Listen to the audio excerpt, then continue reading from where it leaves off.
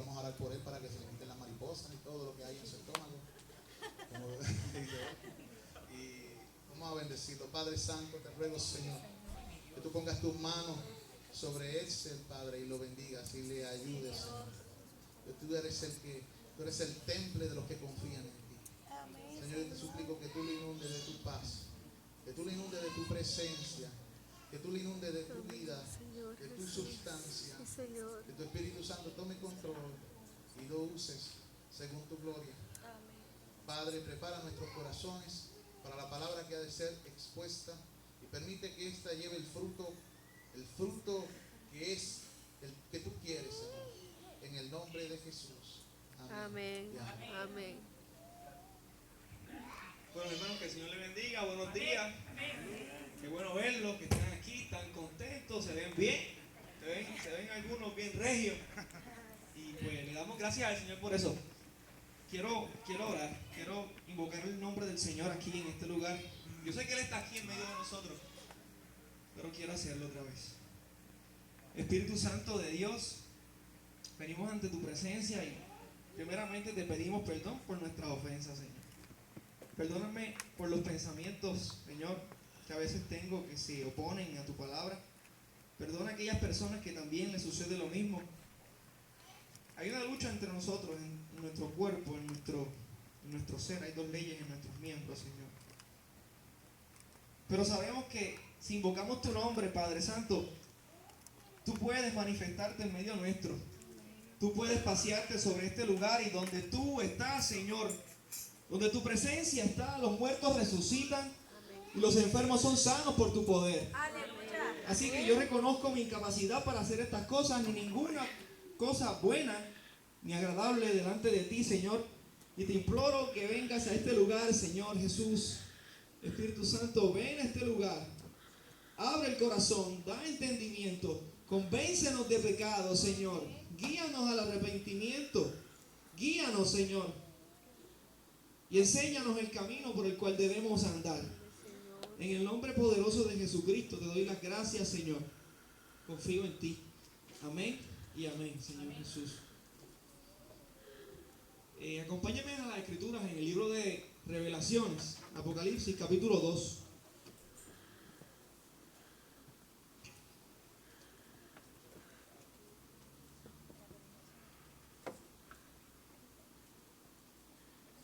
Cuando lo tengan pueden decirme amén, pueden tirarme una bola de humo, lo que ustedes quieran, pero la cuestión es que me digan, me hagan saber que lo tienen.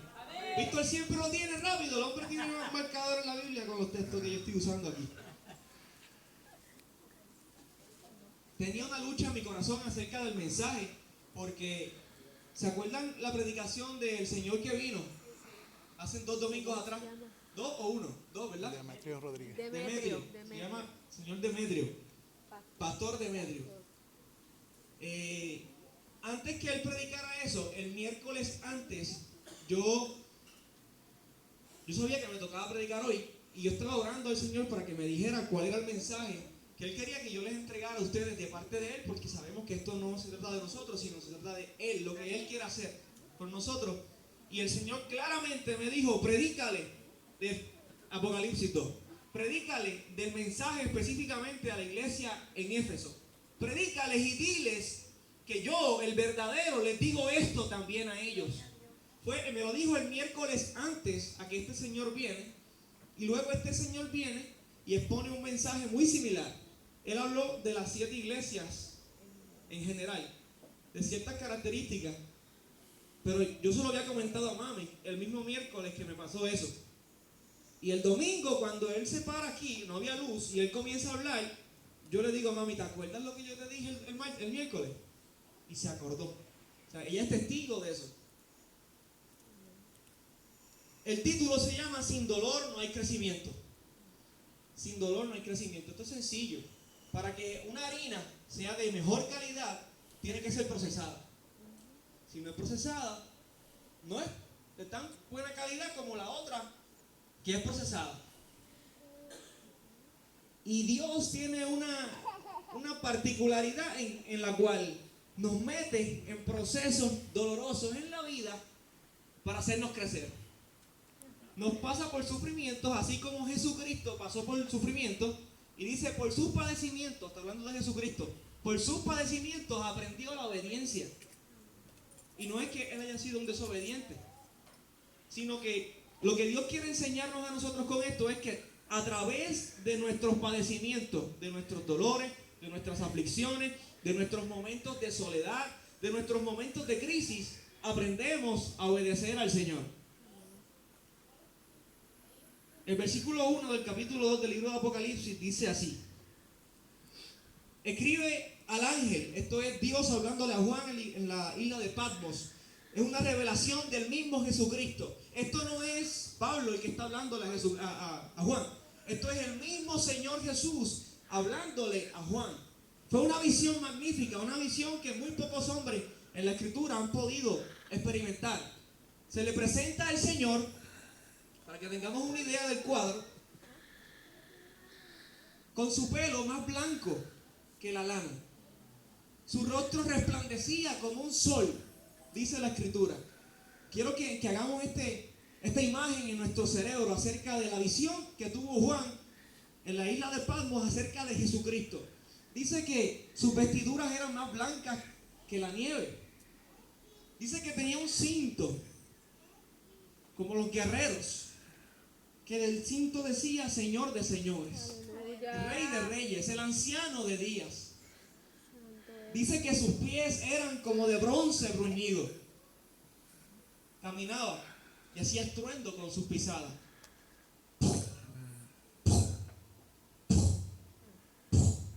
Imaginen la visión. Imaginen lo que Juan estaba experimentando. De momento, a Juan le ocurre lo que le ocurre a todos los hombres que han tenido encuentros personales con Jesucristo. Juan cae postrado, rostro en tierra. Y el Señor pone su mano sobre él y le dice: no temas, levántate y escribe el mensaje que tengo para las iglesias. Y simplemente hazle llegar estas cartas a los pastores de estas iglesias. La iglesia de Éfeso fue una iglesia en la cual Pablo fue el fundador. Luego que Pablo está pastoreando la iglesia de Éfeso, más o menos un periodo de 3 años, le encarga entonces la encomienda de pastorear la iglesia a Timoteo. Y luego de ahí fueron entonces, hubieron diferentes sucesores, diferentes pastores. Pero el mensaje principal es que escriba al ángel de la iglesia en Éfeso, el que tiene las 7 estrellas en su diestra, el que anda en medio de los 7 candeleros de oro. Dice esto: los candeleros representan las iglesias, la luz. Las estrellas representan los pastores de las iglesias, de estas 7 iglesias en particular. Yo conozco tus obras, le dice el Señor, y tu arduo trabajo y paciencia, y que no puedes soportar a los malos, y has probado a los que se dicen ser apóstoles y no lo son, y los has hallado mentirosos. Y has sufrido, y has tenido paciencia, y has trabajado arduamente por amor de mi nombre, y no has desmayado. Pero tengo contra ti, iglesia, que has dejado tu primer amor. Recuerda, por tanto, de dónde has caído, y arrepiéntete, y haz las primeras obras. Pues si no, vendré pronto a ti, y quitaré tu candelero de su lugar, si no te hubieres arrepentido. Pero tienes esto, que aborreces las obras de los nicolaitas, las cuales yo también aborrezco. El que tiene oído, oiga lo que el Espíritu dice a las iglesias. La promesa: al que venciere,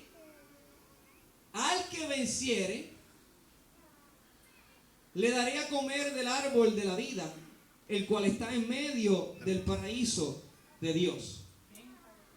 Gente, Pablo dice en 1 Corintios capítulo 13 que si él tuviera el don de lengua, si tuviera el don de profecía, si tuviera otro don y no tiene amor, no le sirve de nada vale.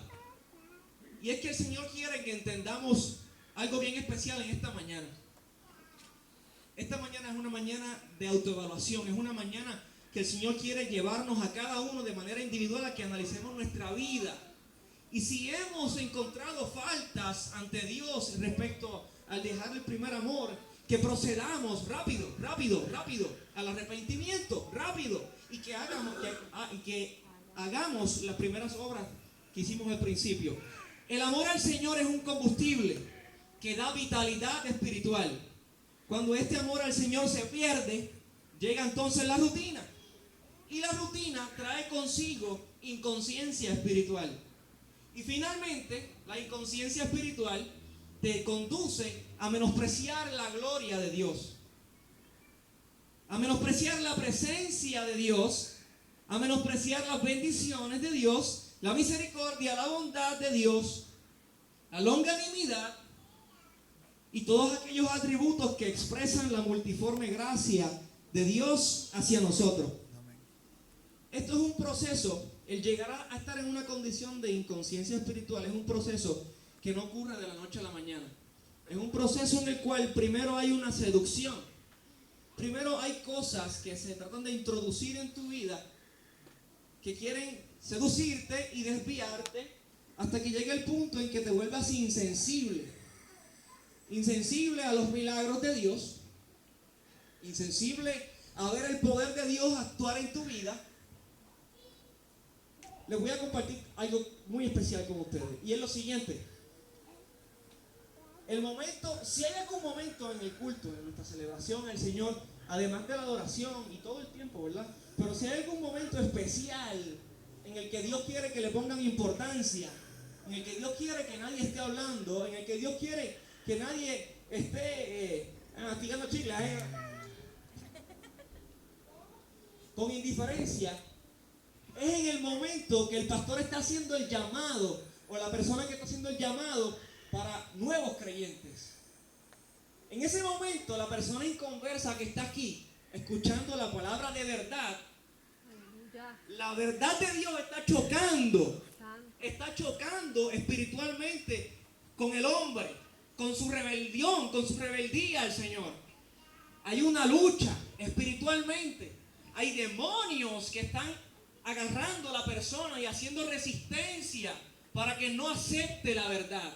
Se están levantando barreras frente a la persona, como cerrojos, como puertas de hierro, para que la verdad no penetre.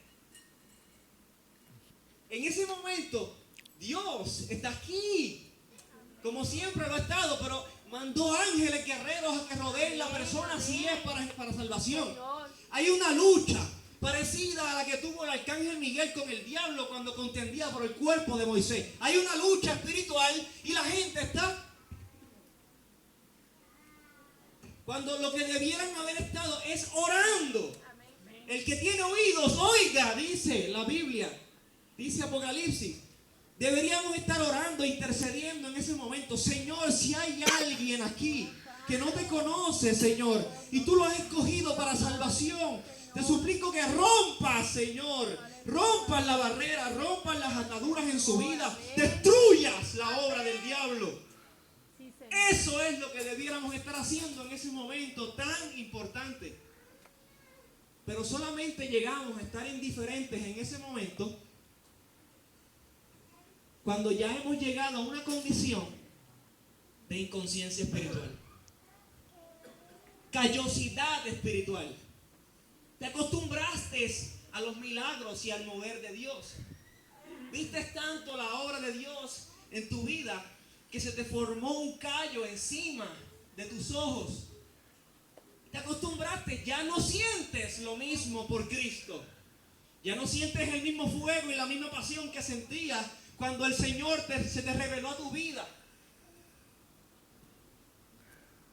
Para esto acompáñenme al libro de Jueces, capítulo 16. Quiero hablarles acerca de la historia de un hombre que le sucedió esto. Un hombre que le sucedió precisamente, llegó al estado de la inconsciencia espiritual y veamos lo que le pasó. Número 1 es Jueces capítulo 16. El versículo que nos vamos a concentrar es en el versículo 20. Pero antes de que lo lean, escúchenme acá. Oigan. Presten atención. Antes de que el hombre Sansón llegara a esta posición, pasó primero por una seducción. El Señor le dijo claramente: no hagas yugo desigual con las filisteas. El Señor le habló, le dio una orden, un mandato. El tipo se pasó de ese mandato por la Quinta Avenida, no le importó. Se une entonces a Dalila. Dalila comienza a tratar de sacarle a él qué es lo que lo hace ser tan fuerte. El Señor le había dado órdenes a Sansón de que no revelara su secreto. Sabemos que era el pelo. Nunca se lo habían cortado desde el día en que nació. Era nazareo. No era nazareno, era nazareo. Los nazareos son personas que nacen y hacen pactos con Dios. Y la manera en que hacen el pacto es que no se cortan el cabello. Soy yo un nazareo, no usted se la... ¿Sabes que recibo muchas preguntas? Tanto aquí como en el trabajo. Pero en el trabajo me vacilan. En el trabajo me dicen nazareno, en forma de burla. Porque en el trabajo hay cristianos también. Pero hay cristianos pues tal vez que no entienden esa revelación. No la entienden. Y lo que hacen es, en vez de apoyar, lo que hacen es criticar. Y tú tienes que entender que cuando tú estás en el Señor, hay gente que te va a criticar. Si tú entiendes eso, no te vas a molestar cuando te critiquen. Pero si no entiendes eso, cada vez que venga alguien a decirte: mira que si los zapatos, mira que si no te pusiste camisa, mira que si la barba, mira que si... vas a caer en una depresión todos los domingos. Imagínense ustedes. Sansón llega a esta situación en la que se encuentra seducido, se mete con Dalila en una relación. Dalila comienza a sacarle información, le pregunta, Sansón le responde como en 4 ocasiones diferentes. Él le contesta, pero no le revela el secreto. En una, Sansón le dice: no, si tú me amarrares con cuerdas mientras yo duerma, los filisteos podrían venir a mí y pues atacarme y cogerme fácilmente. Él está durmiendo, Dalila viene y lo amarra con cuerdas. De momento Dalila le dice: Sansón, los filisteos vienen por ti. Y Sansón viene y se levanta del sueño y hace ¡puf! Rompe las cuerdas como si fuera una hormiga. Y ella se da cuenta que la fuerza, supuestamente, ¿no?, que él le dijo a ella que se terminaba con las cuerdas, pues no se terminaba nada. Hasta que finalmente Dalila, al ser la mujer que está cerca del corazón de Sansón, lo manipuló.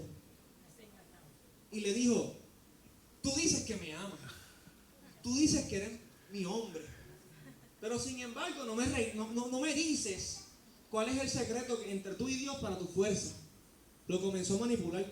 Ojo con esto: las damas que están como esposas al lado de su esposo tienen un poder bien grande en su corazón. Pueden levantarlo para vida o pueden aplastarlo para destrucción. Y usted como dama, como esposa, usted tiene que ver cómo usted está caminando respecto al corazón de su esposo. Usted puede ser un instrumento de Dios en la vida de su esposo y levantar su ánimo cuando él se sienta frustrado, o simplemente cuando él venga con una frustración, usted puede decirle: te lo dije, papá, te lo dije. Y hacer la obra del diablo. Se escucha jocoso, pero está haciendo la obra del diablo. Óigalo bien. No está haciendo la obra de Dios, no está siendo restauradora en ese momento. No está caminando en amor. No está haciendo misericordia.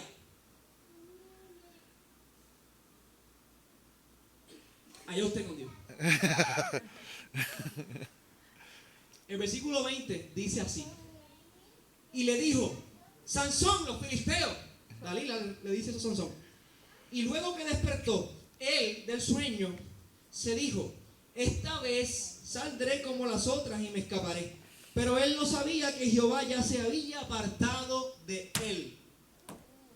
El tipo se acostumbró tanto a que el Señor lo librara de las circunstancias difíciles en su vida.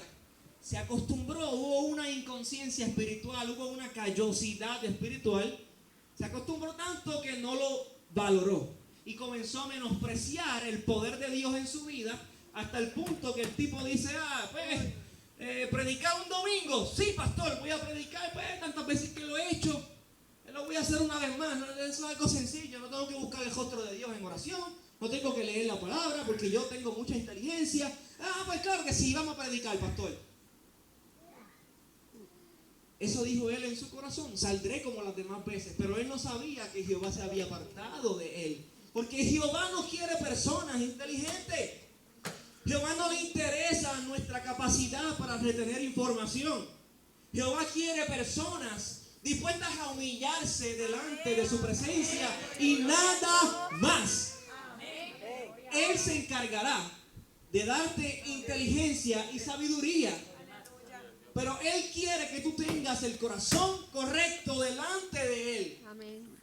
El que tenga oídos oiga lo que el Señor dice. No estoy diciendo con esto, cuando dije que el Espíritu de Jehová se apartó de Sansón, no está diciendo la Biblia que Sansón perdió su salvación, porque la salvación es de Jehová, y si es de Jehová, Él la tiene y no el hombre. Tú no puedes perder algo que no tienes. Pero insisto, cuando un creyente comienza a vivir sin la dirección de Dios, Dios retira su favor y nos muestra nuestra incapacidad para vivir sin su dirección. Entre paréntesis, hago un paréntesis. Quiero compartirles algo con ustedes porque no sé, pues, si puede ser de bendición para ustedes. Va a ser de bendición, pero no sé a cuántos ni a quién. Eso es lo que quise decir. Yo cometí un error bien grande en una ocasión, en varias ocasiones en mi vida. Y fue el hablar mal de ciertos pastores. Tengo que decirlo porque aquí hay que ser transparente. Eso de que la gente piensa que el que está aquí es más santo que los que están allá, eso es mentira, eso hay que derrumbarlo. Y yo pues quiero abrir mi corazón y confesarles a ustedes que sí, hablé mal de ciertos pastores en ciertos momentos en mi vida. Mal del ungido de Dios.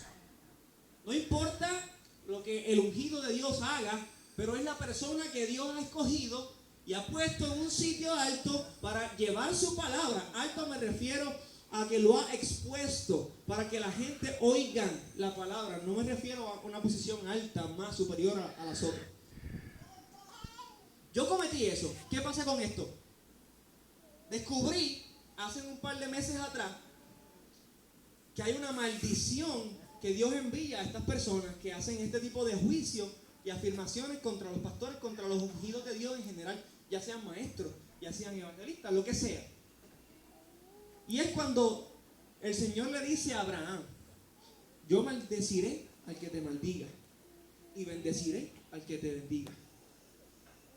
Cuando tú vas al original, esa parte que dice yo maldeciré al que te maldiga, en el original dice, en vez de maldecir, dice ahor.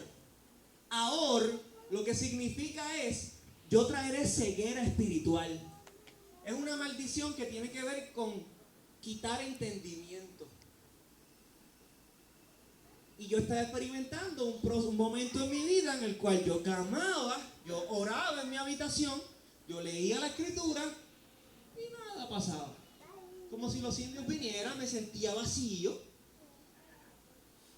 y no sabía qué rayos era lo que me estaba sucediendo. Hasta que tengo la oportunidad de conocer esto. Y sencillamente esto produjo en mí arrepentimiento en el momento. Luego que terminé de escudriñar esto, me encerré en el cuarto, me arrodillé en la cama y comencé a pedirle perdón al Señor porque no sabía. No sabía que era tan grave el asunto. Sabía que estaba mal, pero no sabía la gravedad del asunto. Se lo quiero compartir. Cuando vemos el poder de Dios en nuestras vidas constantemente, lo que se produce en la mayoría de los casos como tendencia es volvernos inconscientes y terminamos menospreciando la gloria de Dios. Quiero compartirles también una historia que se encuentra en un libro que se llama Los Generales de Dios. Del autor se llama Robert Liardon. Este libro trata de ciertas personas que Dios usó en ciertos momentos, épocas en la historia, en el cual los expuso Y por medio de ellos hubieron grandes cruzadas de evangelismo, se salvaron un montón de... Dios salvó un montón de vidas, vamos a hablar con propiedad. Hubieron muchos milagros de parte de Dios. Dios levantaba personas de las sillas de ruedas, Dios sanaba cáncer, Dios sanaba leucemia, muchas cosas, y VIH, SIDA, enfermedades que son incurables al sol de hoy.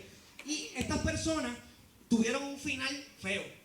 Los que Dios usaba para hablar en estas cruzadas tuvieron un final feo. Todos los que están en el libro, todos los que el autor está hablando. Uno de ellos terminó en el alcohol, otro terminó en la droga, otro terminó en un manicomio. Y la pregunta es ¿por qué? ¿Por qué? Cuando tú comienzas a leer, cada uno de ellos hubo un momento en su vida en que menospreciaron lo que Dios hacía con ellos, a través de ellos. Menospreciaron los milagros que Dios hacía, menospreciaron la presencia de Dios y dijeron en su corazón, saldré otra vez, me presentaré ante el estadio y proclamaré tu palabra y tú harás lo mismo que siempre has hecho desde el principio. Se acabó.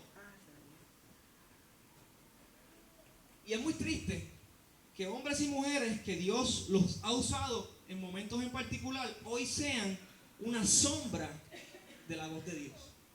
Hoy sean ni la mitad de lo que antes el Señor hacía a través de ellos. El Señor hace un llamado a que recordemos los primeros días, semanas y meses en los que el Señor cambió el trayecto de nuestra vida. ¿Te acuerdas cómo le agradecías a Dios? ¿Te acuerdas cuando veías una oración contestada y cuando veías un milagro? ¿Te acuerdas cuál era tu reacción al principio? No he conocido a un hombre de Dios en la Escritura que se haya quedado insensible cuando Dios entra en el tiempo de la persona y se le muestra. Si nosotros vamos al camino a Damasco, encontramos allí a un tipo llamado Saulo de Tarso, un tipo arrogante, un tipo orgulloso, doctor en la ley, un tipo con mucho conocimiento, pero no sabía que el conocimiento delante de Dios no le sirve, porque no es el hombre quien busca a Dios, es Dios quien busca al hombre. A Dios no le interesa lo que tú le puedas dar, solamente quiere tu adoración, tu tiempo, tu corazón, tu todo. Este hombre, si lo visualizamos, va de camino a Damasco y hace lo siguiente.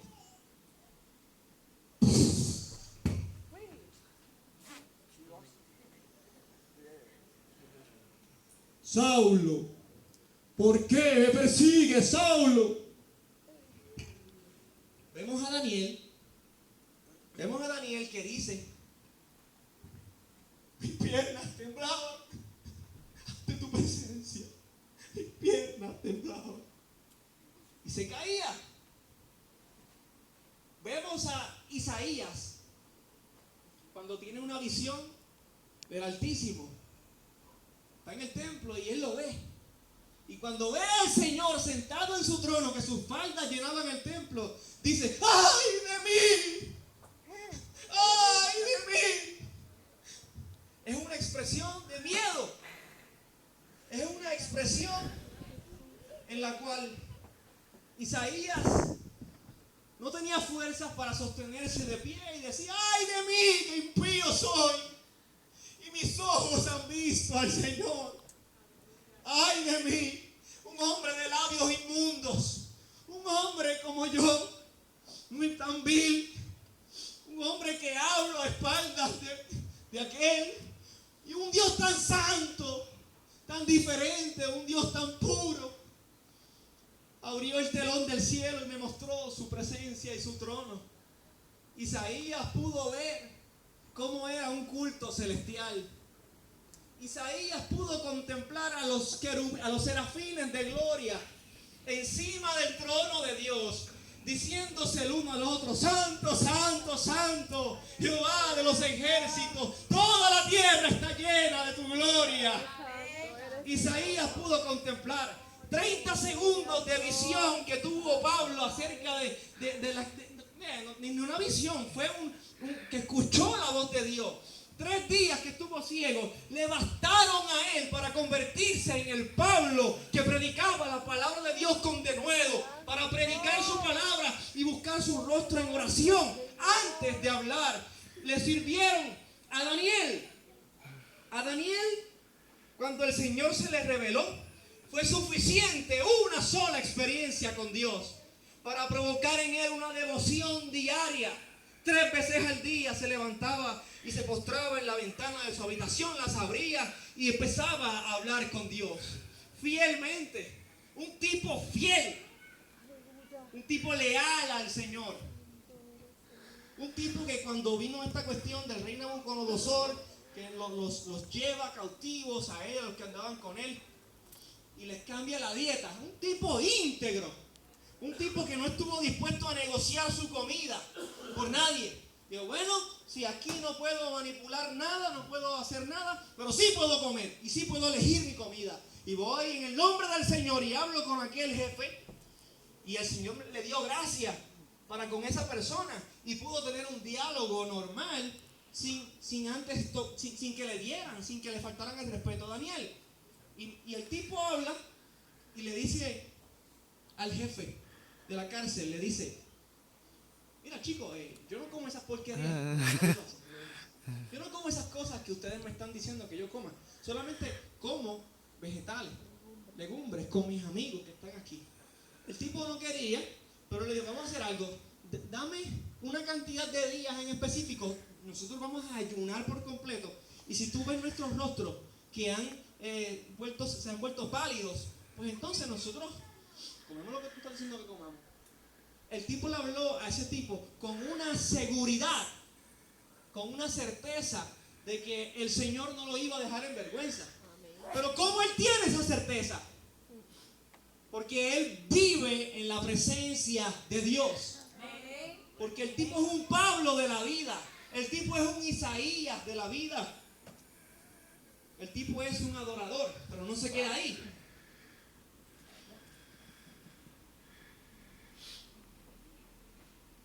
No se queda ahí. Si vamos entonces al versículo 2 de Apocalipsis, volviendo al tema. El Señor de los cielos, el Altísimo, reconoce el trabajo de su iglesia y su continua lucha a pesar de los sufrimientos. Una de las características de la iglesia es que tiene una revelación e interpretación correcta, porque el mismo Señor se la ha regalado. Gente, si sabes hoy lo que sabes acerca de doctrina bíblica es porque el Señor te lo ha concedido en su gracia y en su misericordia. No es porque tú tengas la capacidad de aprender, no es porque tú tengas inteligencia para retener versículos y memorizar. No. Cuando comenzamos a ver las cosas desde el punto de vista de Dios, entonces seremos efectivos en el reino, en el mundo espiritual. Dios quiere que pongamos nuestros ojos en Él.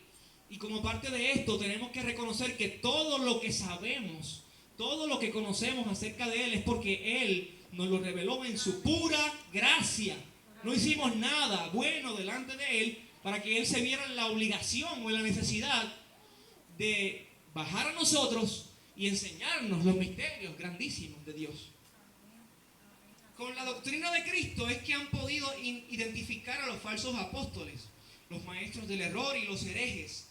Debido a que Cristo les dio entendimiento y el velo les fue removido, es que tienen un celo profundo de mantener la verdad pura. Este es un celo santo. Es un celo que Dios lo pone en el corazón. Y es un celo que te lleva a retorcerte en tu interior cuando ves a alguien parándose en un lugar y decir, vengan a Cristo que el Señor los va a prosperar, que el Señor les va a dar casas, carros, el Señor les va a multiplicar su dinero. Venga hermano, siembre, que conforme a lo que siembren, conforme a eso serán prosperados. El que siembre 1000, vamos, 5 personas que siembren 1000 pesitos y el Señor promete darle el 100 por uno. Vamos, 10 personas que siembren 500, vamos, 20 personas que siembren 50, 20 pesos. El que tiene celo por la palabra de Dios siente una necesidad increíble de salir y decir, este tipo es un mentiroso, es un falso profeta. Oigan a la palabra de Dios y no lo oigan a él.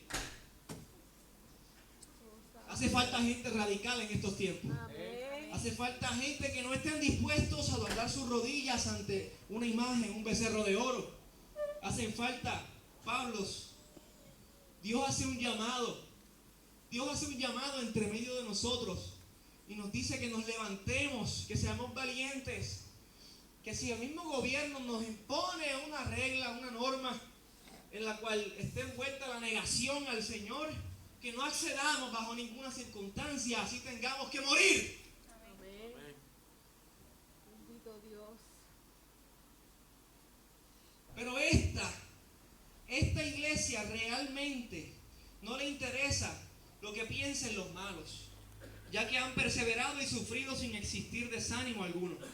Sin embargo, todo este arduo trabajo que vienen haciendo de mantener la verdad pura, de pasarla pura de generación en generación, de descubrir a los falsos maestros entre medio de la congregación, todo esto que está bien hecho, viene a ser como nada, porque no hay amor al Señor, y viene a ser semejante a Primera de Crónicas, capítulo 13, versículos de 7 al 10, cuando David intentó mover el arca de casa de Abinadab en una carreta siendo arrastrada por bueyes.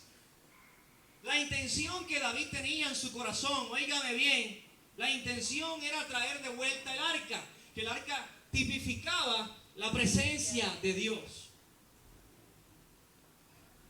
Pero no bastaba solo con la intención. No bastaba solo con querer traer la presencia de Dios a nuestra vida. Dios quiere que hagamos las cosas a su manera. Los bueyes no era la manera correcta, ni la carreta para llevar el arca de casa de Abinadab a Jerusalén. El Señor había establecido desde mucho antes que los únicos que podían cargar el arca del pacto, desde donde fuera hasta donde fuera, fueran los levitas. Tenían que cargarla en sus hombros. Cualquier otra cosa, cualquier otro método que se use, pagarán el precio. Lo que le sucede aquí a David, David ordena toda una marcha, van arrastrando el arca del pacto encima de una carreta con bueyes adelante. Hay dos hombres que están dirigiendo a los bueyes. Atrás de David van miles de personas del pueblo de Israel. Entre ellos iban danzores, iban cantores, había címbalos de bocina, toda esta clase de fiestas que vimos en el video. De momento, tal vez la carreta pasa por un sitio donde hay mucha piedra o boquetito, se vira un poco y el arca se comienza a deslizar y va a caer al suelo. Usa, uno de los que iba guiando los bueyes, sacó su mano para evitar que el arca se cayera a la tierra, mantenerla dentro de la carreta, y en el instante que Usa tocó el arca con su mano, Dios lo fulminó. Sí, Dios lo fulminó. Dios lo mató. Murió. Oh, hay una gran verdad. Hay una gran ilustración, una gran verdad que el Señor quiere que aprendamos con esto. Y es lo siguiente. De nada nos sirve, óigalo bien, de nada nos sirve conocer Biblia. De nada nos sirve predicar la palabra. De nada nos sirve evangelizar en las calles sin oración previa, antes de nada. La presencia de Dios es algo muy valioso, muy costoso. Y no se puede falsificar. No se puede manipular. Esto es simplemente o la tienes o no la tienes. O eres un cristiano mediocre que no busca la presencia de Dios en oración y por lo tanto no hay presencia de Dios en tu vida. Siempre vas a estar en la juega de abajo. Nunca vas a experimentar el verdadero gozo del Señor. Nunca vas a aprender a contentarte cualquiera que sea tu situación. O buscas el rostro de Dios todos los días firmes en oración y el Señor promete descender sobre tu vida. Y aún en medio de tierra oscura y en medio de lobos, Dios promete estar contigo, preservarte, destruir a tus enemigos, ponerlos como estrado de tus pies. El Señor estará contigo y será suficiente. Y todo lo que hagas prosperará. Todo lo que hicieres, ahí está incluido el evangelizar, el predicar su palabra. Tú vas luego de haber orado y buscado el rostro del Señor, y te paras frente a una multitud, ante 5 personas en la Plaza de Colón, y comienzas a predicar la palabra de Dios. Y créeme que la atmósfera que habrá en ese lugar será una atmósfera diferente. Una atmósfera en la cual los que estén alrededor se darán cuenta, este tipo carga algo distinto dentro. Aquí vienen a predicar, pero aquel no hay algo peculiar que sentimos cuando este tipo se para aquí y predica allá en la Plaza de Colón. Porque es que la presencia de Dios está con ese varón, sencillo, porque el varón fue obediente a la voz de Dios.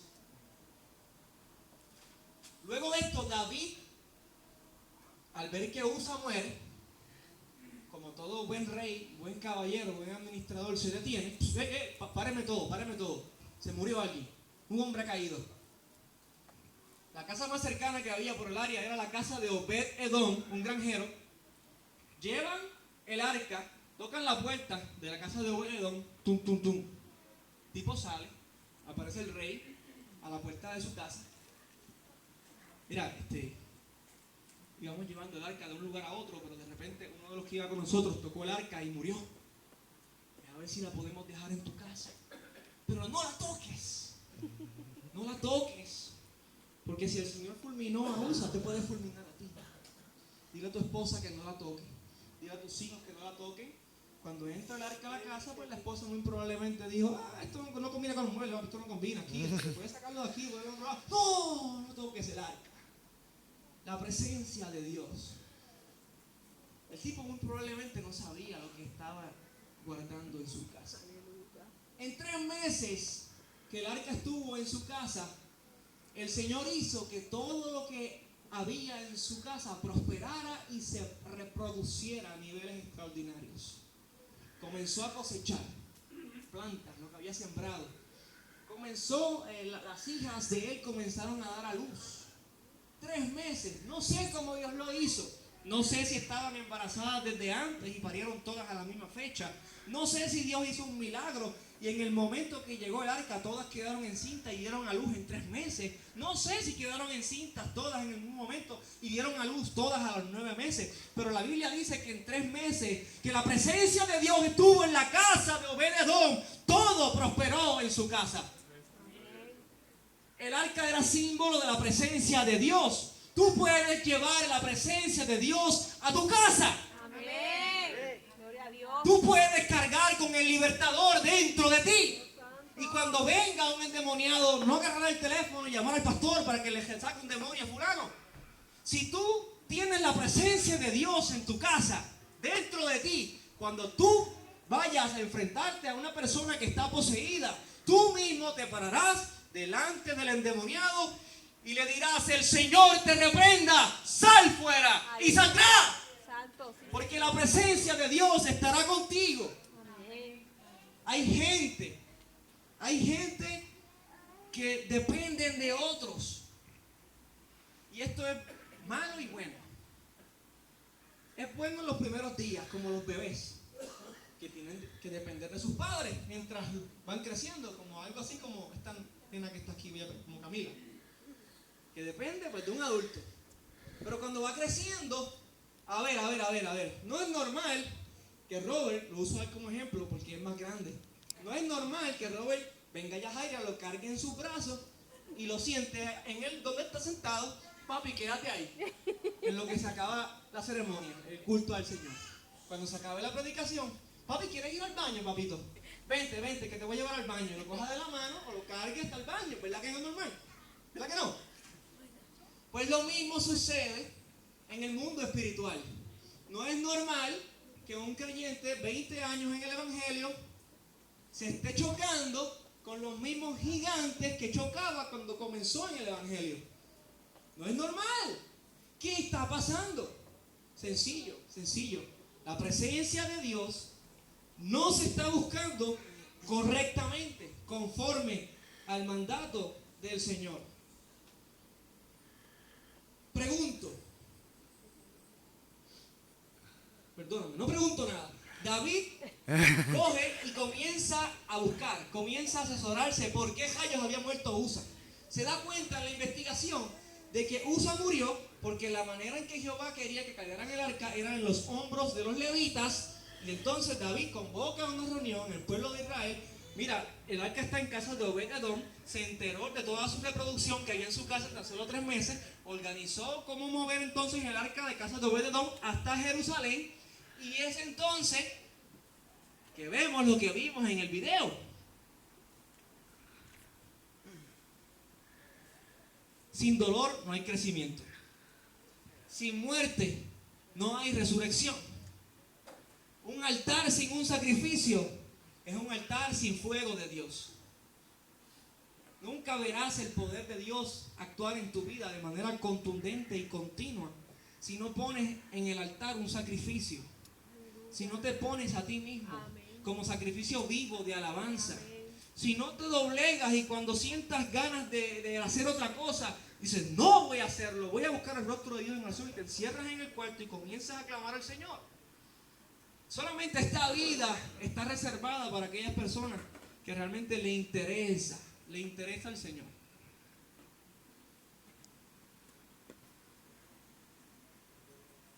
Gloria a Dios. ¿Qué fue lo que condujo a David a asesorarse bien y finalmente a descubrir que solo los levitas eran los que Dios había designado para transportar el arca? ¿Qué fue lo que condujo a David a esto?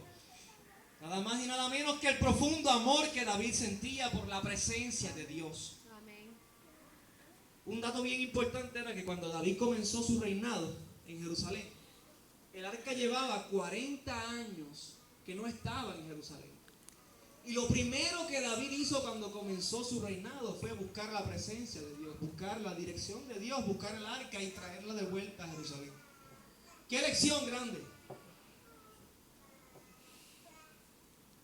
David no quería vivir un año más sin la presencia de Dios que tipificaba el arca. David amaba estar en la presencia de Dios. David sabía lo que era enfrentarse a un tipo que medía 9, 13 pies, lo que fuera que midiera. David sabía que humanamente eso era imposible salir con vida de ahí. Eso es como si yo me enfrento en estos momentos con Robert. Eso es imposible salir yo con vida de ahí. Aunque tenga yo una cuchilla, como quiera, el tipo me va a coger, me pone la mano en la cara, yo no puedo llegar a tocarlo tan siquiera. Es imposible ante los ojos humanos. Ahora bien, David sabía que si la presencia de Dios estaba con él, podía enfrentar al gigante, vencerlo. Por eso es que David se atreve. Cuando tú tienes la presencia de Dios en tu vida, tú te atreves a enfrentar al enemigo. Y David le dice, ¿quién eres tú, incircunciso? Has provocado a ira al Dios de los escuadrones de Israel. Te cortaré tu cabeza con tu propia espada y la entregaré a las aves de los cielos y a las bestias del campo. Un pibe de 13 años. David tenía 13 años cuando le habló de esa forma a Goliat.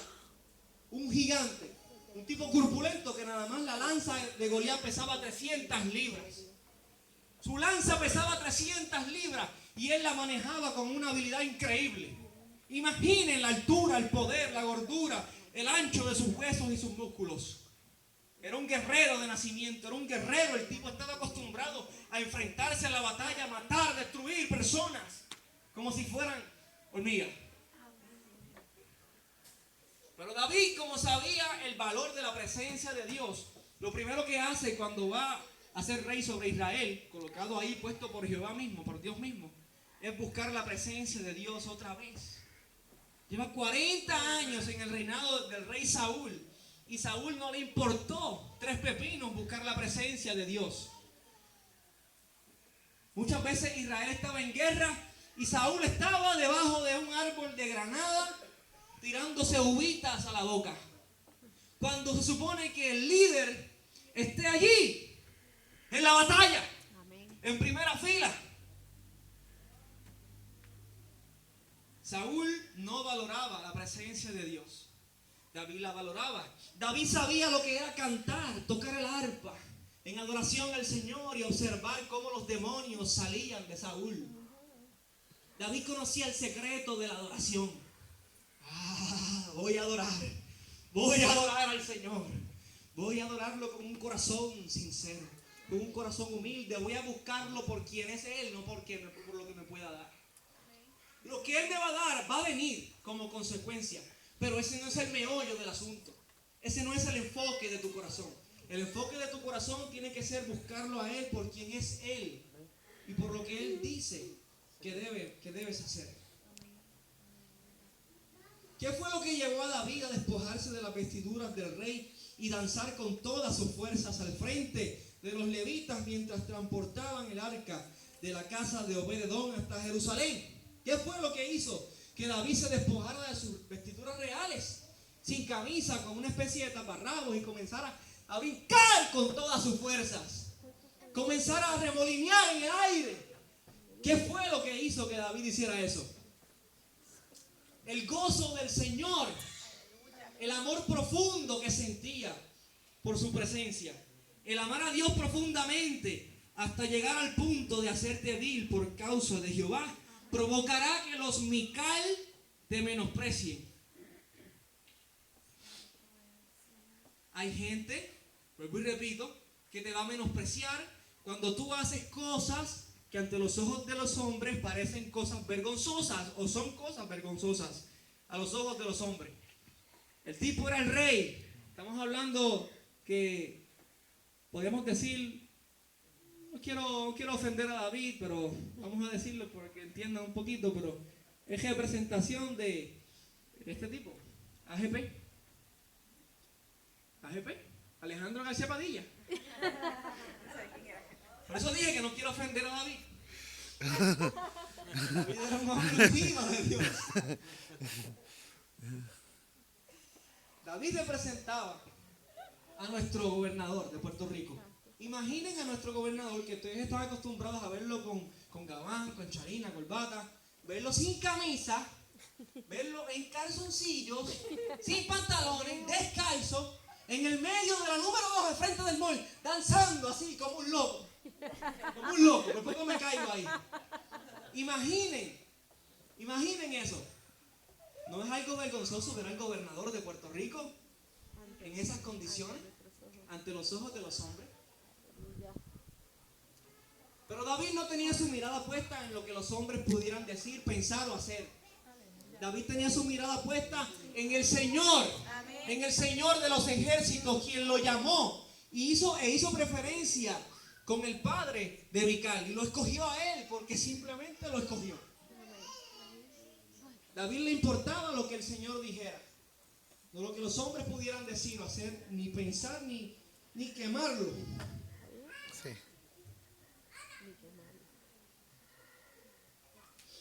Esto no debe provocar dolor en tu corazón, sino todo lo contrario. Me refiero a cuando veas los Mical menospreciándote. Esto es solo un indicador de la presencia de Dios en tu vida. Es solo un indicador. Si vamos a Primera de Crónicas, estamos acabando.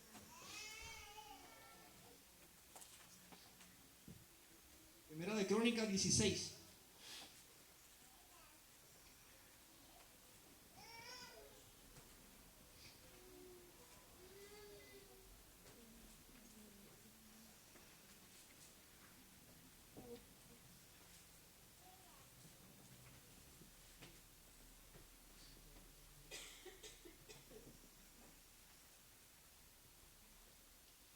Cuando alguien está lleno de Dios, se le debe desbordar no solo el corazón, sino también los labios y todo su cuerpo. Aquellos de quienes el Espíritu Santo había tomado posesión, buscaban expresar el amor que sentían profundamente a Dios de alguna manera.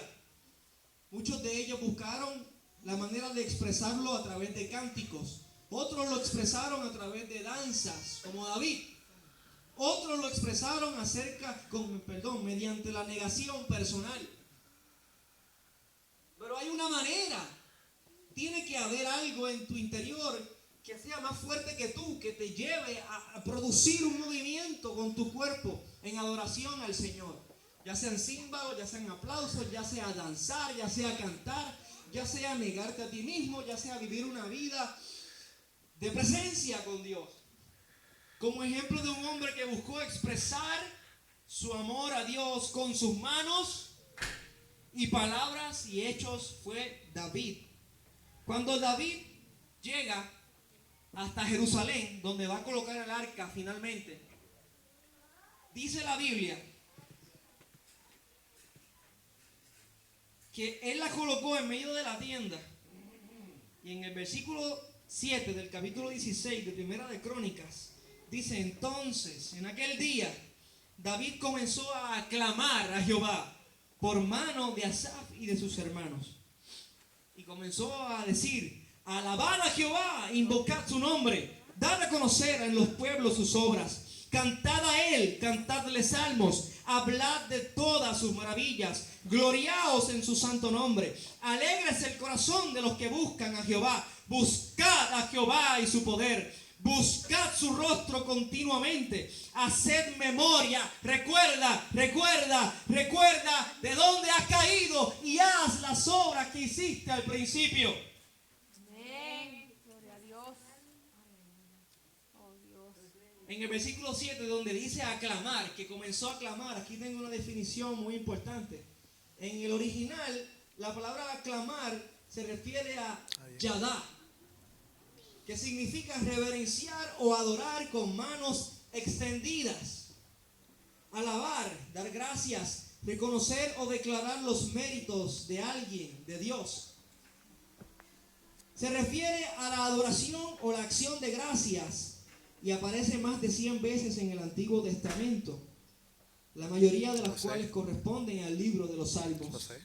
Este verbo proviene del sustantivo yad, que significa mano, del cual surge el verbo yadá, que sugiere manos extendidas como expresión de adoración y acción de gracias. Dos palabras de importancia que están relacionadas con este término son Yehudá y Todá. Yehudá significa Judá. Fue nombrado así cuando su madre declaró: esta vez alabaré a Jehová, en Génesis 29:35. Y la palabra Todá significa gracias. Por eso es que Yadá significa alabar a Dios o agradecerle, acción de gracia, a través de levantar las manos a Dios. Yo creo que el Señor está haciendo un llamado a la iglesia bautista de Batelles a que comencemos a adorar al Señor en nuestros servicios, en nuestros cultos de adoración, como el Señor desea que nosotros le adoremos. Amén. Él no quiere más, no aguanta más nuestra adoración si no lo hacemos conforme a su palabra. Él no está dispuesto a negociar contigo y conmigo. Él no está dispuesto a cambiar su carácter santo, justo. Él no está dispuesto a aceptar nuestra adoración si no es conforme a su palabra. Su palabra establece que nosotros debemos de adorar al Señor con nuestras manos, con nuestros pies, con nuestra boca, con nuestro cuerpo. Si quieres danzar en medio de la adoración, puedes hacerlo. El que te critique simplemente es un Mical que no ha entendido. Tú no tampoco vas a menospreciar al que te critique. Tienes que entender que si está en esa posición es porque el Señor no se le ha revelado en esa área. Y tienes que tener tacto, gracia y misericordia. Asimismo como el Señor tuvo tacto, gracia y misericordia con cada uno de nosotros cuando nos encontrábamos muertos en nuestros delitos y pecados. No es nuestra tarea despreciar a los Mical, aunque ellos nos desprecien a nosotros. Mical estaba en la casa de David. Eso representa que los Micales pueden estar en tu casa, los Micales pueden estar congregándose en tu iglesia, y tienes que entender que estas cosas van a suceder y no son motivos para que te enojes, no son motivos para que los menosprecies y los maltrates y les correspondas con maldad, al igual que te hicieron. Simplemente es una oportunidad que el Señor te provee para que muestres su misericordia. Pues el que anhela estar a la presencia de Dios en oración, mientras más tiempo estamos buscando su rostro, se nos van pegando cosas de Dios. Y comenzamos a hacer y a pensar como Dios piensa y como Dios ve las cosas. Dios quiere misericordia y no sacrificio. Pues entonces vas a sentir un deseo profundo de hacer misericordia a otras personas, como David lo sintió cuando con su amigo Jonatán, y llamó al siervo y le dijo: oye, ¿hay alguien de la casa de Jonatán que pueda ayudar?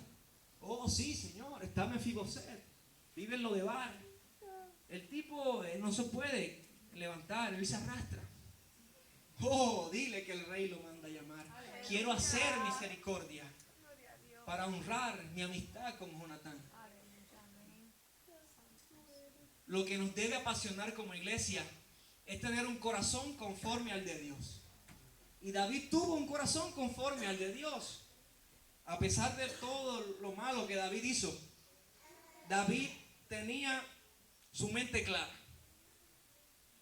Y cuando él pecaba, él sabía que estaba pecando. Cuando él se acercaba a la presencia de Dios, lo hacía con miedo. Lo hacía con devoción, porque sabía que Dios es temible. Dios quiere que nuestra actitud cuando nos acerquemos a su presencia sea... ¿Se acuerdan de Jacob? La lucha que tuvo con el ángel de Jehová. Él quería la bendición a las malas. Él quería la bendición con su actitud en el corazón incorrecta. No me iré de aquí hasta que tú me bendigas. Así le habló al ángel de Jehová.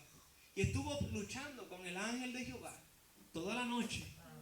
Le dio la bendición hasta que salió el sol.